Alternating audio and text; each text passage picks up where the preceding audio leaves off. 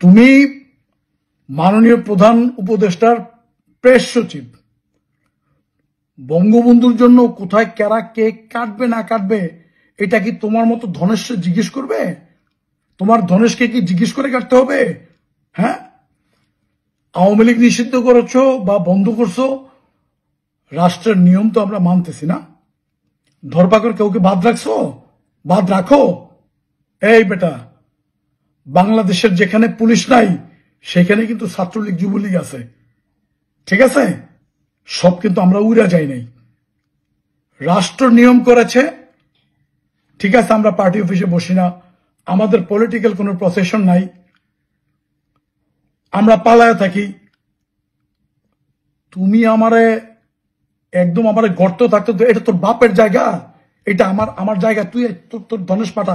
Police ছাড়া তোর NCP পাঠাচ্ছে আমার ধরে নিতে, একটা সোগার মধ্যে বলে দিন তোর এনসিপি পাঠা। ফাইজলামি করছ আমাকে লাগে। আমরা কি জিনিস বুঝোস? সব লোক কি সোজারে আওয়ামী লীগের? হ্যাঁ, উনি একজন একটা প্রেস সচিব মারাইছে, উনি একটা নির্দেশদাতা হয়ে গেছে, এটা স্বরাষ্ট্র উপদেষ্টা বলতে পারতো। আর কেন, কি জন্য পারবে না? আমি আমার বাসা, আমার ওয়াইফ, আমার মা, আমার বাচ্চারা যদি থাকে, আমার ফ্যামিলিতে সব আওয়ামী লীগ করে, আমার ঘরের মধ্যে কি আওয়ামী লীগ করা নিষেধ? ওকে ফাইন, তুমি যাও তোমার এসপি কে বলো আইসা আমাকে ধরে নিয়ে যাওয়ার জন্য। তুমি প্রেস সচিব মারাইছো, তুমি পত্রিকায় সেটা স্টেটমেন্ট দিয়ে দিছো, বঙ্গবন্ধুর ছবির। এটা শোন, আল্লাহ রাস্তায় একটা জিনিস বলি, দেশের মাটিতে যাতে কবরটা থাকে ওই ব্যবস্থা কর। যাদের নামে মামলা হয়েছে তাদের বিচার হবে, বিচার হচ্ছে, তারা জেলে আছেন, ঠিক আছে?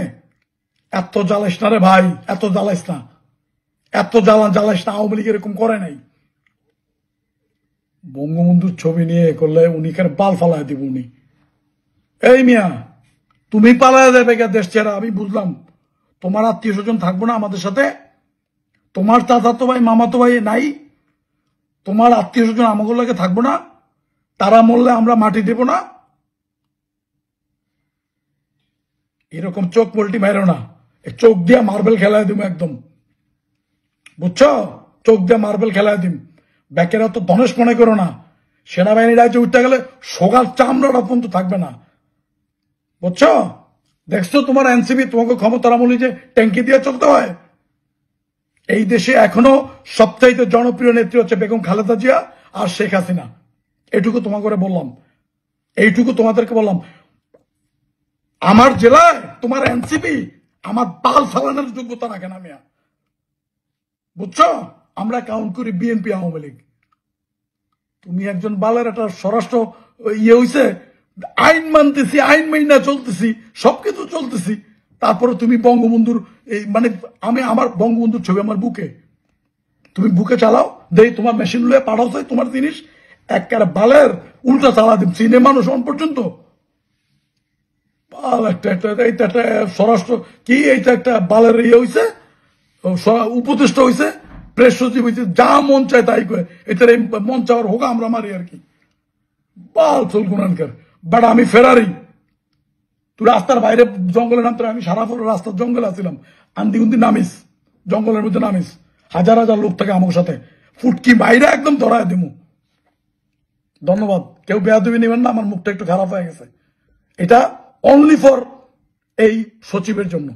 আমরা আইন প্রয়োগকারী সংস্থার প্রতি আমরা অনেক অবিডিয়েন্ট। আমরা বাংলাদেশের, এই বাংলাদেশ সৃষ্টি করেছে আওয়ামী লীগ, ঠিক আছে? এই দেশের ক্ষতি হোক আমরা চাই না। তুমি জরিপ দেখলে বোঝো না ভাব, জরিপে কেন আওয়ামী লীগ এগানো মানুষ কেমন ভালোবাসে। 5ই আগস্ট আর আজকের দিন কি এক? তুমি আয়ো আমার ধরে নিতে, আমার এলাকা থেকে আইসো, আমার এলাকা থেকে আমাকে এরশাদের আমল ধরে নিতে না, তুমি পাড়ায় তোমার এনসিবি, ঠিক আছে? শিশি খাওয়ায় পাড়ায় তুমি ফাইজলামি আরম্ভ করছো মিয়া।